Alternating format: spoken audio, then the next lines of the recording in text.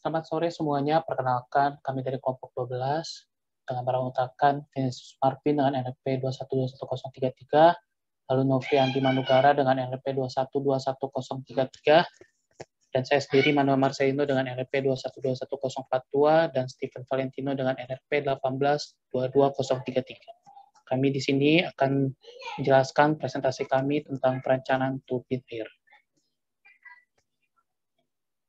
Lalu apa itu turbin air? Turbin air adalah sebuah mesin berputar yang mengambil energi kinetik dari arus air. Turbin air dikembangkan pada awal abad ke-19 dan digunakan secara luas untuk tenaga industri sebelum adanya jaringan listrik. Sekarang digunakan untuk pembangkit listrik tenaga listrik dan mengambil sumber energi yang bersih dan terbaharui. Lalu apa fungsi air dalam pembangkit listrik tenaga air? Energi yang dimiliki air dapat dimanfaatkan dan digunakan dalam wujud energi mekanis maupun energi listrik. Pemanfaatan energi air banyak dilakukan dengan menggunakan kincir air pada suatu air terjun atau aliran air sungai. Kincir air sudah banyak dimanfaatkan sejak awal abad ke-18, salah satunya sebagai penggerak penggilingan gandum. Memasuki abad ke-19, turbin air pun mulai dikembangkan. Pembangkit listrik tenaga air adalah salah satu pembangkit yang memanfaatkan aliran air untuk diubah menjadi aliran listrik. Dengan demikian, fungsi air dalam pembangkit listrik tenaga air adalah sebagai sumber energi. Pembangkit listrik tenaga air bekerja dengan cara mengubah energi air yang mengalir menjadi energi mekanik dengan bantuan turbin air. Jadi energi listrik dengan bantuan generator, kemudian energi listrik tersebut dialirkan melalui jaringan-jaringan yang telah dibuat hingga akhirnya energi listrik tersebut sampai ke rumah.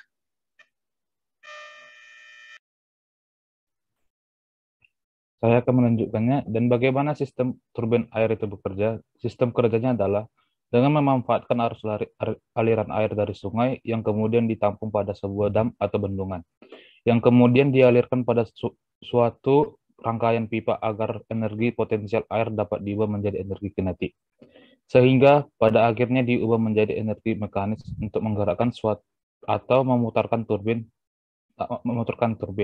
Hal tersebut menyebabkan generator yang seporos dengan turbin dapat berputar. Maka dengan proses yang terjadi tersebut, induksi elektromagnetik yang menghasilkan energi listrik. Bagaimana prinsipnya bekerja?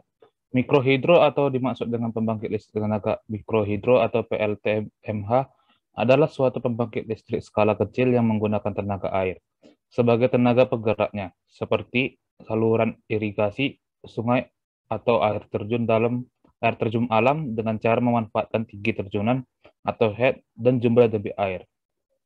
Mikrohidro merupakan sebuah istilah yang terdiri dari kata mikro yang berarti kecil dan hidro yang berarti air.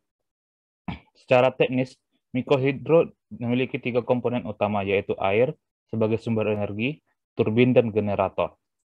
Butuh rujukan mikrohidro mendapatkan energi dari aliran air yang memiliki perbedaan ketinggian tertentu. Pada dasarnya, mikrohidro memanfaatkan energi potensial jatuhnya air atau head. Semakin tinggi jatuhan air, maka semakin besar energi potensial air yang dapat diubah menjadi energi listrik. Di samping faktor geografis atau tata letak sungai, tinggi jatuhan air dapat pula diperoleh dengan membendung aliran air sehingga permukaan air menjadi tinggi.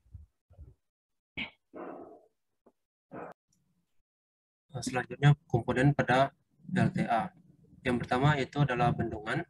Bendungan ini berfungsi untuk menaikkan atau mengontrol ketinggian air atau kemiringan air yang akan diarahkan ke dalam pembangkit hidro atau kincir angin air. Lalu yang kedua, turbin. Turbin ini berfungsi untuk mengkonversi energi aliran air menjadi energi putaran mekanis. Aliran air langsung diarahkan ke sudut-sudut turbin melalui pengarahnya sehingga menghasilkan daya pada turbin. Turbin ini biasanya terdiri dari 2 bagian, ada rotor bagian yang bergerak dan stator bagian yang diam. Lalu yang ketiga, generator. Generator berhubungan langsung dengan turbin. Generator digerakkan akan mengubah energi mekanik menjadi listrik. Ini berdasarkan prinsip Faraday, saat rotor pada generator berputar, menciptakan elektromagnet yang bergerak melewati konduktor yang terpasang pada stator dari generator. Lalu yang terakhir, jarum transmisi. Ini digunakan untuk menyebarkan daya yang dihasilkan generator ke rumah-rumah. Ini sekilas adalah daya yang dihasilkan dari generator. Ini terdapat rumus dayanya. Rumus daya didapatkan dari H, tinggi air terjun, K, debit air. Debit air ini diperoleh dari luas penampang dan kecepatan aliran air. Lalu efisiensi turbin bersama generator, dan K-nya untuk konstanta. Nanti P yang dihasilkan itu akan dibandingkan dengan beban maksimal pengguna dikalikan 100%. Sehingga kita tahu perbandingan beban maksimal konsumen dan generator dan konsumsi daya yang dipakai dari konsumennya.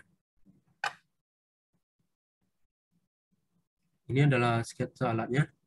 Pertama, dari air mengalir ke turbin, turbinnya memutar, lalu ke generator. Generator menghasilkan elektromagnetis yang dialirkan ke trafo. Nanti trafo akan dihubungkan ke box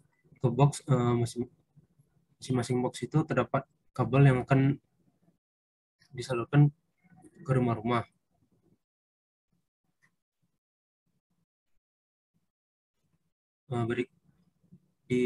Berikut adalah set plan-nya. Ini alat akan diletakkan di pertemuan sungai di bagian bawah. Lebih tepatnya di bagian kanannya. Dari bagian kanan itu akan di hasil listrik tadi akan disambungkan ke bagian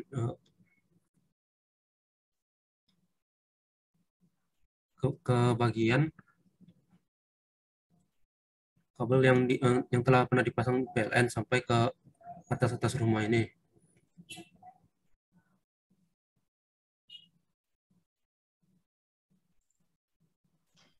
Kelebihannya dari pembangkit listrik tenaga air adalah pembangkit listrik ini merupakan energi ramah lingkungan, bebas dari karbon emisi, dan tidak menyebabkan polusi yang berakibat efek rumah kaca. Yang kedua, dapat memanfaatkan jumlah air banyak pada irigasi untuk pembangkit listrik saat musim hujan sehingga menambah pemasok energi listrik. Ketiga, efisiensi tinggi, cocok untuk memenuhi beban dasar, daya yang dihasilkan besar, bila menggunakan segala jenis bahan bakar, cair, padat, atau gas, biaya perawatan murah, penggantian suku cadang tidak terlalu sering. Untuk kekurangannya, jika musim kemarau, jumlah debit air yang mengalir tidak terlalu deras, sehingga turbin tidak dapat bekerja dengan baik dan energi listrik berkurang. Kedua, biaya awal yang lebih tinggi pada umumnya. Setiap pembangkit listrik memerlukan investasi besar dan tidak mudah membangunnya. Yang ketiga, dampak kepada ikan habitat sungai untuk membuat pembangkit listrik tenaga air. Sumber air yang mengalir harus dibendung. Hal ini mencegah ikan mencapai tempat berkembang biaknya yang alami, yang pada gilirannya mempengaruhi hewan-hewan yang lain yang bergantung pada ikan tersebut untuk makan. Kesimpulannya, industri pembangkit listrik di Indonesia masih memiliki prospek perkembangan yang bagus. Pembangunan di berbagai daerah masih akan terus bertambah sering dengan pertumbuhan ekonomi dan investasi yang dilakukan pemerintah dan kebutuhan akan pasokan listrik yang masih sangat kurang di seluruh wilayah Indonesia, termasuk dengan pembangkit listrik tenaga air. Sekian dari kelompok kami. Terima kasih.